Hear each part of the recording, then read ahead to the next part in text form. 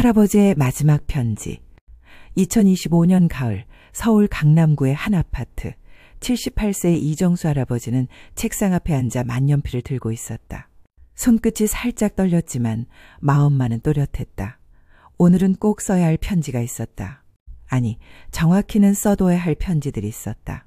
여보, 뭘 그리 열심히 쓰고 있어? 아내 김영희가 따뜻한 차 한 잔을 가져다 주었다. 아, 고마워. 그냥 생각 정리 좀 하고 있어. 정수는 아내에게 미소를 지어 보였다. 하지만 속으로는 알고 있었다. 얼마 전 받은 건강검진 결과를 아직 아내에게 말하지 못했다는 것을. 시간이 그리 많지 않다는 것을. 그래서 결심했다. 사랑하는 사람들에게 하고 싶었던 말들을, 전하지 못했던 이야기들을 편지로 남기기로 한 통 한 통 마음을 담아서.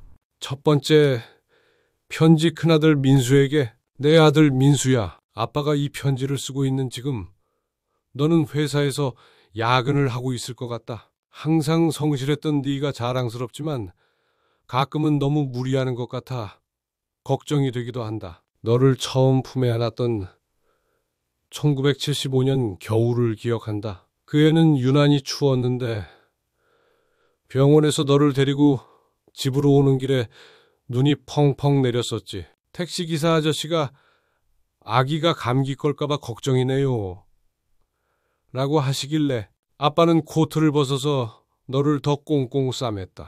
그때부터였나? 아빠는 늘 내가 춥지 않을까? 배고프지 않을까? 아프지 않을까? 걱정하며 살았다.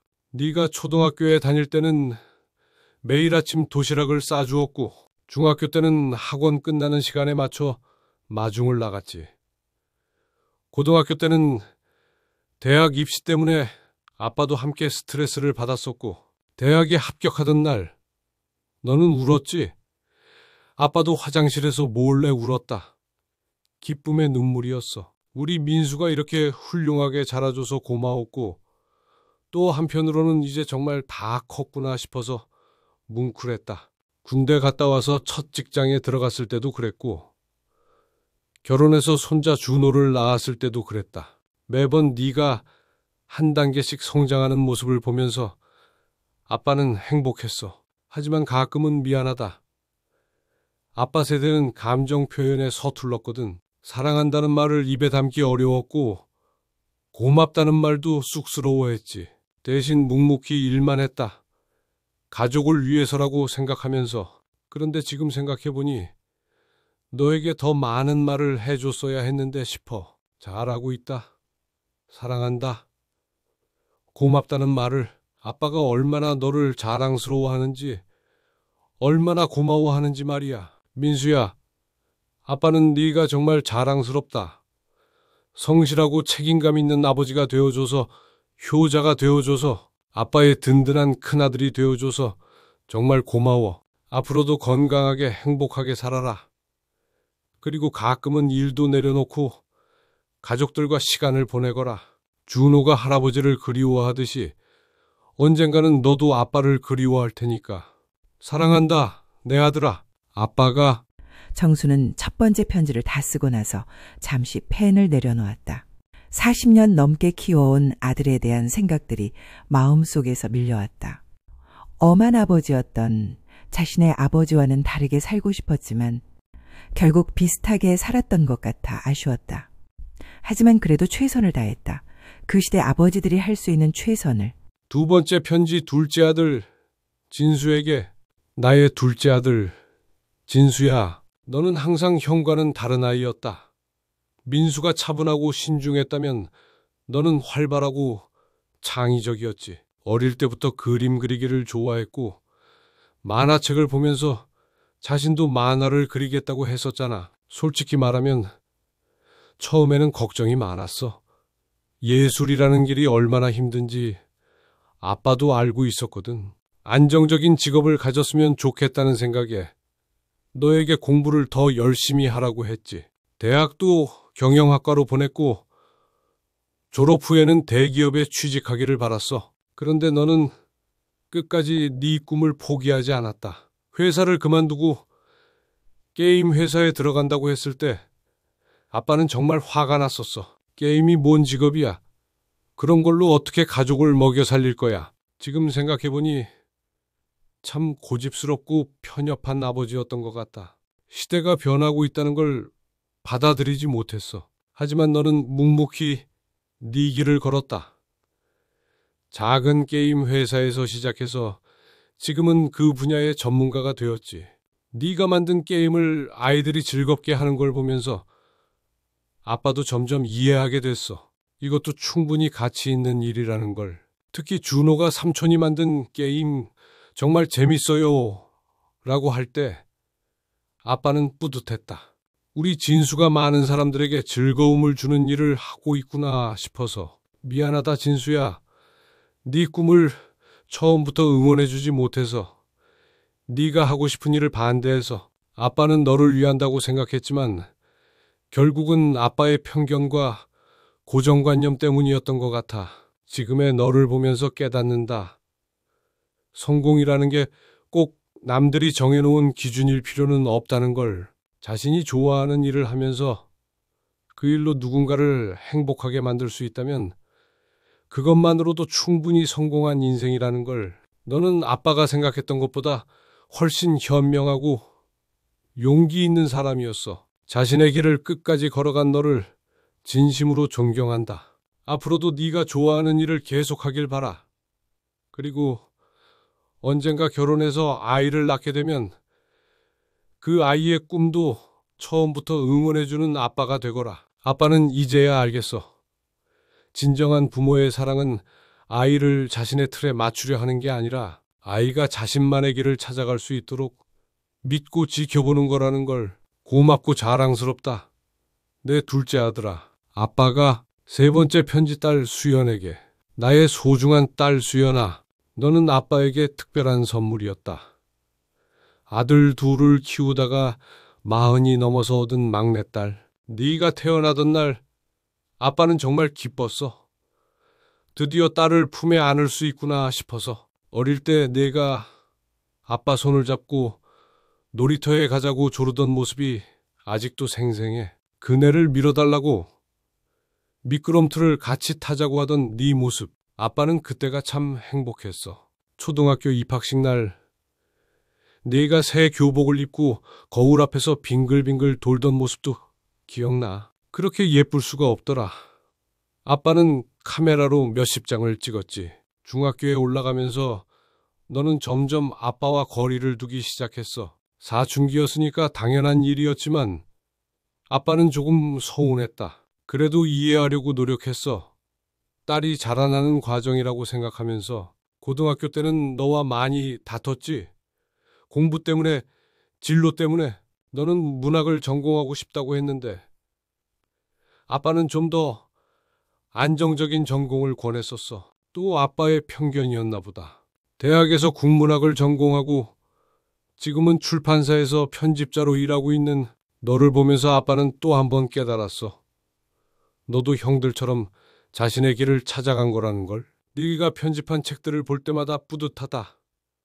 우리 딸이 이런 좋은 책을 만드는구나 싶어서. 특히 아동 도서를 주로 담당한다고 하니까 많은 아이들이 네가 만든 책으로 꿈을 키워가겠구나 싶어 자랑스러워. 작년에 결혼한 네 모습을 보면서 아빠는 조금 울컥했어. 웨딩드레스를 입은 내가 그렇게 아름다울 수가 없더라. 사위 영민이가 너를 잘 대해줘서 다행이고 너희 둘이 서로 사랑하는 모습을 보니 안심이 돼.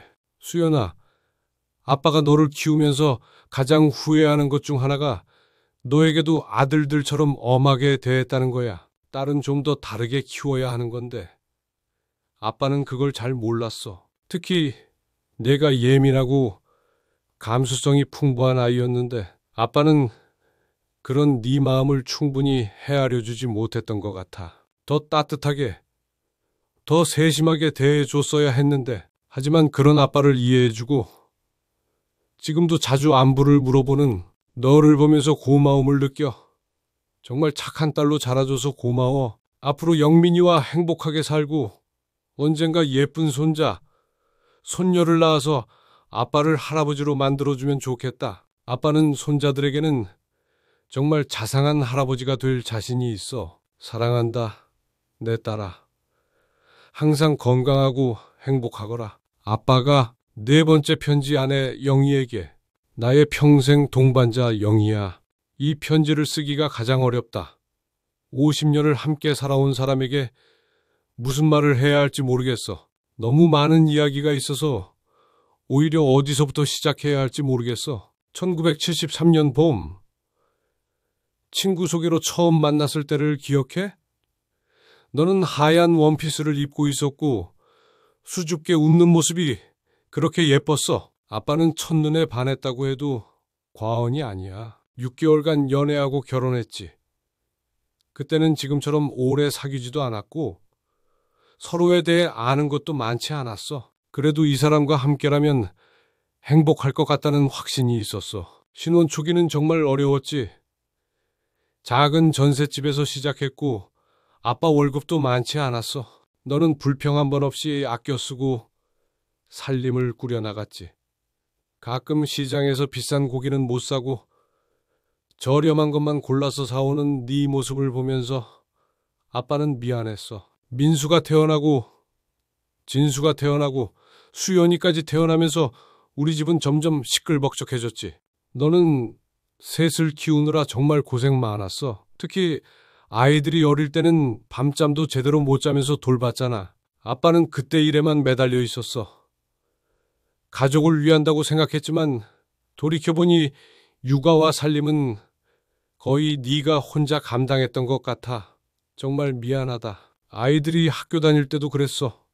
준비물 챙기는 것, 학부모 모임 참석하는 것, 아픈 아이 병원 데려가는 것까지 모두 네가 했지. 아빠는 돈만 벌어오면 아버지 역할을 다 하는 줄 알았어. 그런데도 너는 불평하지 않았어.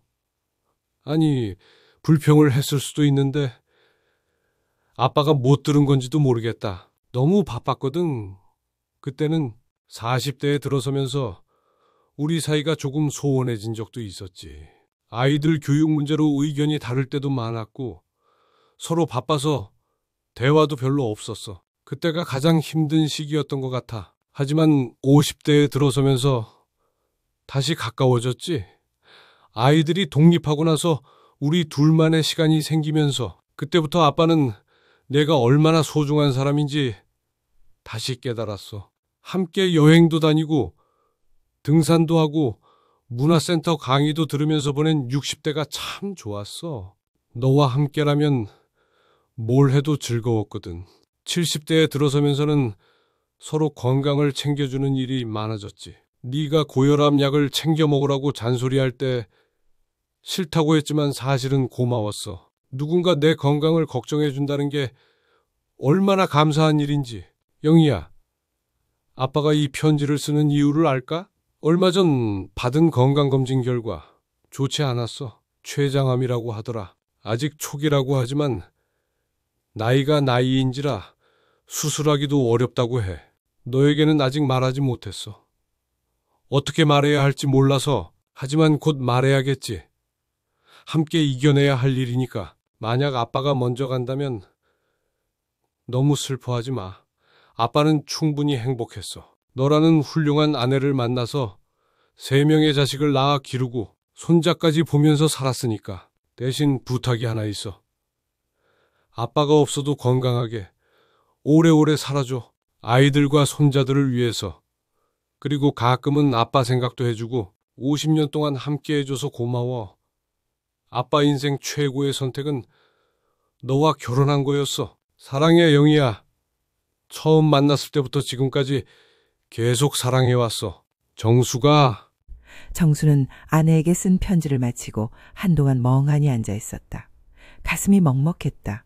50년 동안 함께 살아왔지만 정작 이런 마음을 표현할 기회는 많지 않았다. 남자라는 이유로, 가장이라는 이유로 늘 감정을 숨기고 살았다. 하지만 이제는 달랐다. 시간이 얼마 남지 않았으니까. 5번째 편지 손자 준호에게. 나의 사랑하는 손자 준호야. 할아버지가 편지를 쓴다니 신기하지? 요즘 시대에는 카톡이나 문자로 대화하는데 할아버지는 옛날 사람이라 손편지가 더 마음에 와닿는 것 같아. 준호야, 너는 할아버지에게 정말 특별한 존재야. 내가 태어나던 날 할아버지는 처음으로 할아버지가 되었거든. 그 기쁨이 얼마나 컸는지 몰라. 갓난아기였던 내가 할아버지를 보고 처음 웃어줬을 때, 처음 할아버지라고 불러줬을 때, 할아버지는 세상을 다 가진 것 같았어. 초등학교 입학할 때 새 책가방을 사주러 문구점에 갔던 것도 기억나고, 중학교 들어가서 키가 부쩍 클 때마다 신기해했던 것도 기억나. 이제는 할아버지보다도 키가 커서 할아버지가 뇌를 올려다봐야 할 정도가 됐지. 고등학교 3학년인 지금 너는 대학 입시 때문에 많이 힘들 것 같다. 할아버지도 네 아버지가 입시 볼 때 얼마나 조마조마했는지 기억해. 하지만 너무 스트레스 받지 마. 대학이 전부가 아니니까. 할아버지가 살아보니까 인생에서 정말 중요한 건 공부 잘하는 것보다는 좋은 사람이 되는 거더라. 정직하고 성실하고 다른 사람을 배려할 줄 아는 사람 말이야. 너는 어릴 때부터 그런 아이였어. 할머니가 몸이 아프실 때 물도 갖다 드리고, 할아버지가 신문을 못 찾을 때 찾아주고, 그런 네 모습을 보면서 할아버지는 정말 뿌듯했어. 준호야, 할아버지가 너에게 당부하고 싶은 것들이 몇 가지 있어. 첫째, 항상 건강을 챙겨라. 젊을 때는 건강의 소중함을 모르는데 나이가 들어보니까 건강이 최고더라. 규칙적으로 운동하고 좋은 음식을 먹고 충분히 잠을 자거라. 둘째, 부모님을 잘 모셔라. 네 아버지 어머니는 너를 위해 정말 많은 것들을 희생하고 계셔. 지금은 잘 모를 수도 있지만 나중에 네가 부모가 되면 그 마음을 알게 될 거야. 셋째, 좋은 친구들을 사귀어라. 인생을 살다 보면 힘들 때도 있고 외로울 때도 있는데 그럴 때 옆에서 힘이 되어줄 친구들이 정말 소중해. 넷째, 꿈을 포기하지 마라. 네가 무엇을 하고 싶어 하든 할아버지는 응원할 거야. 네 아버지처럼, 삼촌처럼, 고모처럼 우리 집안 사람들은 모두 자신의 길을 찾아서 열심히 살고 있잖아. 다섯째, 사랑하는 사람이 생기면 그 사람을 소중히 여겨라. 할아버지와 할머니처럼 오랫동안 함께할 수 있는 사람을 만나길 바라. 준호야, 할아버지는 네가 자랑스럽다. 착하고 똑똑하고 예의 바른 손자로 자라줘서 고마워. 앞으로도 지금처럼 건강하고 밝게 자라주길 바라. 그리고 할아버지가 곁에 없어도 너무 슬퍼하지 마. 할아버지는 항상 내 마음속에서 너를 응원하고 있을 테니까. 사랑한다. 우리 준호야. 할아버지가 6번째 편지 며느리 순영에게. 고마운 며느리 순영아. 너에게 편지를 쓰는 게 조금 쑥스럽다. 평소에 이런 말을 잘 안 하는 시아버지라서. 하지만 오늘은 꼭 하고 싶었던 말들을 써보려고 해. 민수와 결혼한 지 벌써 15년이 됐구나. 처음 우리 집에 며느리로 왔을 때가 엊그제 같은데 그때 너는 정말 어려 보였어. 26살의 새색시였으니까. 솔직히 말하면 처음에는 조금 걱정했어. 요즘 젊은 사람들이 예전만큼 참을성이 있을까? 우리 민수와 잘 지낼 수 있을까 싶어서. 하지만 그런 걱정은 금세 사라졌지. 너는 정말 훌륭한 며느리였어.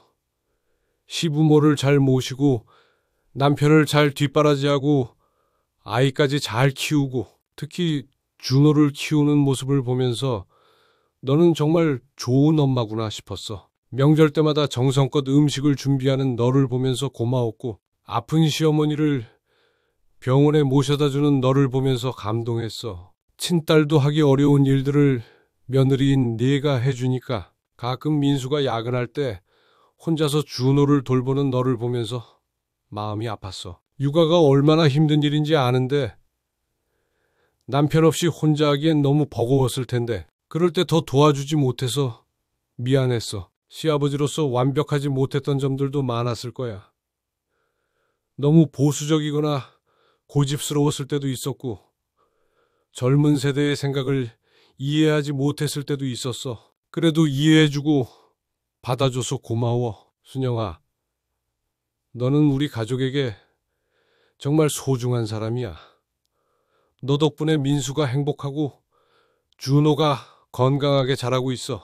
그리고 무엇보다 우리 집안의 따뜻한 웃음이 끊이지 않고 있지. 앞으로도 건강하게 행복하게 살아줘. 그리고 가끔은 내 친정 부모님께도 안부 전해드려. 좋은 딸로 키워주셔서 고맙다고. 고맙다, 순영아. 우리 가족이 되어줘서. 시아버지가 7번째 편지 사위 영민에게 믿음직한 사위 영민아, 수연이와 결혼한 지 이제 1년이 됐구나. 시간이 참 빠르다. 작년 결혼식에서 수연이 손을 잡고 서 있던 네 모습이 아직도 생생해. 처음 수연이가 너를 소개했을 때를 기억해? 그때 너는 정말 긴장한 것 같았어. 손도 떨리고 목소리도 떨리고. 하지만 수연이를 바라보는 내 눈빛에서 진심을 느낄 수 있었어. 진정으로 우리 딸을 사랑하는구나 싶었지. 그래서 마음이 놓였어. 부모 입장에서는 딸을 맡길 사람이 어떤 사람인지가 가장 중요하거든. 영민아, 고맙다.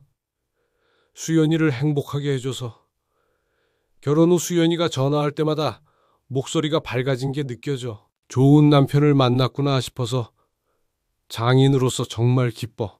아직 신혼이니까 서로 맞춰가는 과정이 필요할 거야. 수연이는 좀 예민한 면이 있어. 어릴 때부터 감수성이 풍부했거든. 그런 부분을 이해해주면 좋겠어. 그리고 가끔은 수연이 친정 생각이 날 때도 있을 거야. 그럴 때 서운해하지 말고 자주 놀러 오라고 해줘. 우리도 너희를 보고 싶거든. 영민아, 너에게도 부탁하고 싶은 게 있어. 앞으로 수연이와 함께 오래오래 행복하게 살아줘. 서로 사랑하고 존중하면서. 그리고 언젠가 예쁜 아이들도 낳아서 우리를 할아버지, 할머니로 만들어줘. 너는 좋은 사람이야.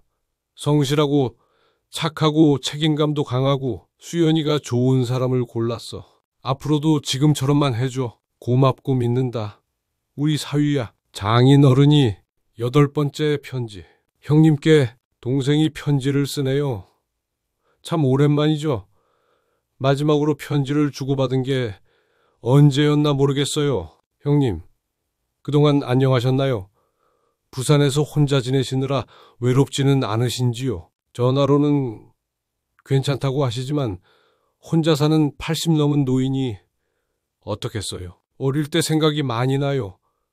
형님이 저보다 5살 위였는데 항상 저를 잘 돌봐주셨지. 초등학교 다닐 때 동네 형들이 저를 괴롭히면 형님이 나타나서 혼내주곤 했었잖아요. 중학교 때는 형님 교과서를 물려받아서 공부했고, 고등학교 때는 형님이 대학 간 사이에 형님 방을 쓸 수 있어서 좋았어요. 그때는 몰랐는데 형님이 저를 위해 양보해 준 게 참 많았던 것 같아요. 형님이 대학 졸업하고 직장 잡으셨을 때 저는 정말 자랑스러웠어요.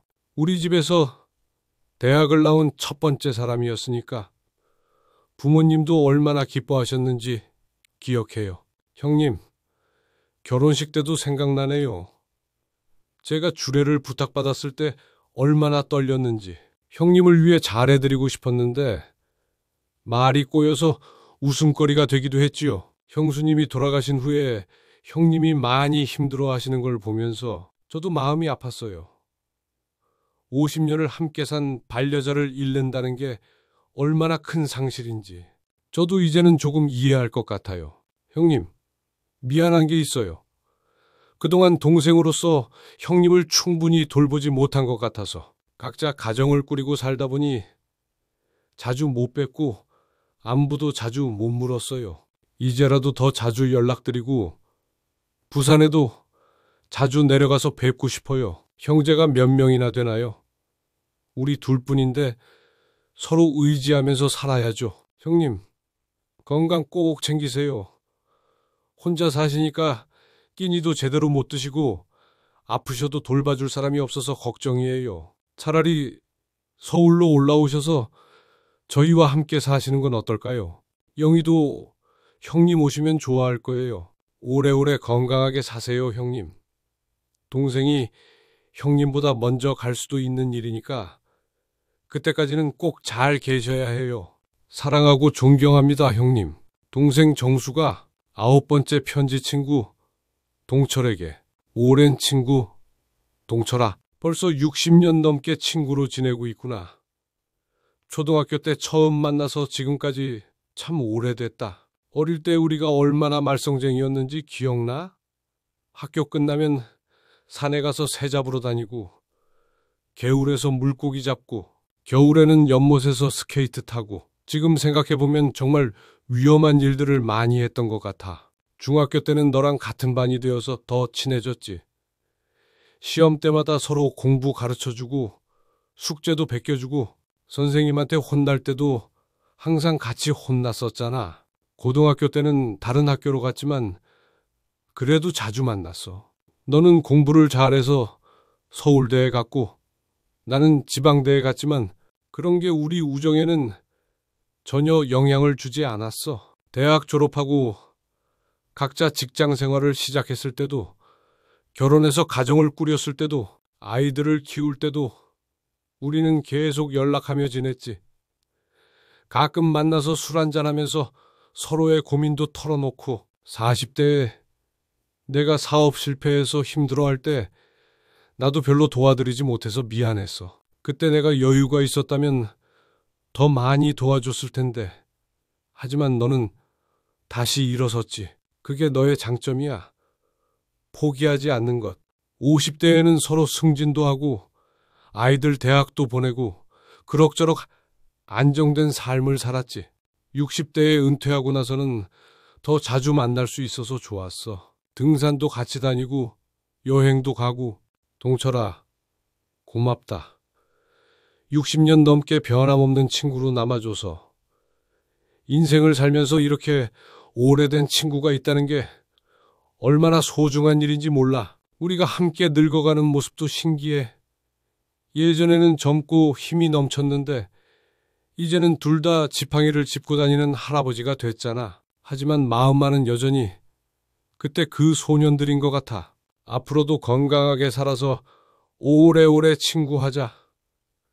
우리 둘 중에 누가 먼저 갈지 모르지만 나중에 가는 사람이 먼저 간 사람 제사도 지내주고 그러면서 고마웠다 친구야. 평생 함께 해줘서. 정수가 마지막 편지 나 자신에게, 80년을 살아온 이정수에게. 이상하지? 자기 자신에게 편지를 쓴다는 게. 하지만 마지막으로 하고 싶었던 말이 있어서. 정수야, 고생 많았다. 80년이라는 세월이 짧지 않았지. 태어나서 죽을 때까지 참 많은 일들이 있었어. 어려운 시절에 태어나서 가난한 집안에서 자랐지만 그래도 부모님 사랑받으며 컸고 형과 함께 의좋게 지냈어. 공부는 특별히 잘하지도 못했지만 성실하게 살려고 노력했지. 젊었을 때는 꿈도 많았어. 큰 부자가 되고 싶었고 유명한 사람이 되고 싶었고 세상을 바꾸는 일을 하고 싶었어. 하지만 현실은 그렇지 않았지. 평범한 회사원으로 살면서 그저 가족을 먹여 살리는 것만으로도 버거웠어. 그래도 후회하지 않아. 비록 남들이 보기에는 평범한 인생이었을지 모르지만 나름대로 최선을 다했거든. 가족을 사랑했고 책임을 다했고 정직하게 살려고 노력했어. 실수도 많이 했어. 아이들에게 화를 낼 때도 있었고 아내와 다툰 적도 많았고 친구들과 오해가 생긴 적도 있었어. 하지만 그런 실수들도 모두 인생의 일부였어. 완벽한 사람은 없으니까. 나이가 들면서 깨달은 게 있어. 인생에서 정말 중요한 건 돈이나 명예나 성공이 아니라 사랑하는 사람들과 함께하는 시간이라는 것. 그리고 누군가에게 기억되는 것보다는 누군가를 기억해 주는 것이 더 의미 있다는 것. 정수야, 너는 사랑받으며 살았어. 부모님의 사랑, 형의 사랑, 아내의 사랑, 아이들의 사랑, 손자의 사랑, 친구들의 사랑. 그리고 너도 많은 사람들을 사랑했지. 그것만으로도 성공한 인생이야. 이제 시간이 얼마 남지 않았지만 두렵지 않아. 충분히 살았거든. 해야 할 일들은 다 했고 하고 싶었던 말들도 이렇게 편지로 남겼고 마지막까지 품위 있게 살자. 가족들에게 부담 주지 말고 의연하게 받아들이자. 그리고 감사하자. 이렇게 살 수 있게 해준 모든 것들에게 고맙다 정수야. 80년 동안 최선을 다해 살아줘서 나 자신이. 모든 편지를 다 쓰고 나서 정수는 깊은 숨을 쉬었다. 가슴이 뻥 뚫린 것 같았다. 평생 마음속에 담아두었던 말들을 모두 써내려가니 마음이 한결 가벼워졌다. 편지들을 정리하면서 하나하나 봉투에 넣었다. 각자의 이름을 정성스럽게 적고 언제 전해줄지도 생각해 보았다. 아내에게는 직접 건네주어야겠다. 아픈 것을 더 이상 숨길 수 없으니까. 아이들에게는 적당한 때가 오면 주면 될 것 같다. 손자에게는 성인이 된 후에, 며느리와 사위에게는 명절 때쯤, 그리고 형과 친구에게는 곧 보내야겠다. 언제 무슨 일이 생길지 모르니까. 마지막 편지, 자기 자신에게 쓴 편지는 어떻게 해야 할까? 잠시 고민하다가 그것도 가족들이 나중에 읽어보면 좋겠다는 생각이 들었다. 자신이 어떤 마음으로 살았는지 알 수 있을 테니까. 저녁이 되어 아내가 돌아왔다. 여보, 오늘 하루 종일 뭘 했어? 방에서 나오질 않더니. 영희야, 앉아봐. 할 이야기가 있어. 정수는 아내의 손을 잡고 천천히 말을 시작했다. 건강검진 결과에 대해서, 앞으로의 치료 계획에 대해서, 그리고 자신이 쓴 편지들에 대해서. 영희는 처음에는 놀랐지만 이내 침착하게 받아들였다. 50년을 함께 산 부부였으니까. 서로의 마음을 충분히 이해하고 있었으니까. 그래, 편지를 다 써놓았구나. 나도 읽어봐도 될까? 물론이지. 당신 것부터 읽어봐. 영희는 떨리는 손으로 자신에게 쓴 편지를 열었다. 읽으면서 눈물이 났다. 하지만 슬픈 눈물만은 아니었다. 고마움의 눈물, 사랑의 눈물이기도 했다. 고마워. 이런 마음이었구나. 나도 이제야 말하게 됐네. 늦었지만. 아니야, 때가 된 거지. 우리에게는 지금이 가장 좋은 때인 것 같아. 그날 밤 부부는 오랫동안 이야기를 나누었다. 지나온 세월에 대해서, 앞으로의 시간에 대해서, 그리고 서로에 대한 고마움과 사랑에 대해서. 다음 날부터 정수는 치료를 시작했다. 의사는 희망적인 얘기를 해주었지만 정수는 현실을 받아들였다. 그리고 남은 시간을 더욱 소중히 여기기로 했다. 편지들은 하나둘씩 전해졌다. 아이들은 아버지의 편지를 받고 울었다. 그동안 표현하지 못했던 아버지의 사랑을 비로소 알게 되었으니까. 손자 준호는 할아버지의 편지를 받고 더욱 열심히 공부하기로 다짐했다. 할아버지가 응원해 주신다는 믿음으로. 형과 친구는 편지를 받고 당장 서울로 올라왔다. 오랜만에 만난 형제와 친구들은 옛 이야기를 나누며 시간을 보냈다. 며느리와 사위는 편지를 읽고 시아버지, 장인어른에 대한 고마움을 새삼 느꼈다. 그리고 앞으로 더욱 잘해드리리라 다짐했다. 시간이 흘러 정수의 병은 생각보다 빨리 진행되었다. 하지만 그는 평온했다. 할 말은 다 했고 쓸 편지는 다 썼으니까. 마지막 날 가족들이 모두 모인 병실에서 정수는 미소를 지었다.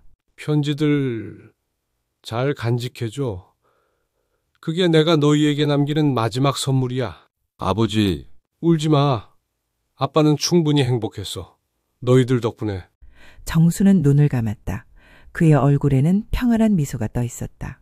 몇 개월 후 가족들은 정수의 책상 서랍에서 또 다른 편지를 발견했다. 봉투에는 우리 가족 모두에게라고 쓰여 있었다. 사랑하는 우리 가족들에게 이 편지를 읽고 있다는 것은 아빠가 이미 곁을 떠났다는 뜻이겠지. 슬퍼하지 마. 아빠는 행복했어. 아빠가 가장 자랑스러워하는 것은 너희들이야. 서로 사랑하고 돌보는 가족으로 자라준 것. 그것만으로도 아빠는 성공한 인생이었어. 앞으로도 서로 사랑하며 살아가렴. 힘들 때는 서로 의지하고 기쁠 때는 함께 나누고 그리고 가끔은 아빠 생각도 해주고 아빠는 항상 너희와 함께 있을 거야. 너희 마음속에서 영원히 사랑해. 아빠가. 그 편지를 읽은 후 가족들은 더 이상 슬프지 않았다. 정수가 남긴 사랑의 메시지들이 그들을 위로해 주었으니까. 그리고 그들은 알았다. 진정한 유산은 돈이나 재산이 아니라 사랑과 기억이라는 것을. 정수가 남긴 편지들처럼 마음을 담은 말들이 가장 소중한 선물이라는 것을. 매년 정수의 기일이 되면 가족들은 모여서 그의 편지들을 다시 읽는다. 그리고 서로에게 감사함을 표현한다. 정수가 가르쳐준 대로 사랑은 표현할 때 비로소 완성된다는 것을 그들은 정수를 통해 배웠다. 그리고 그 사랑은 편지 한 통으로도 충분히 전해질 수 있다는 것을.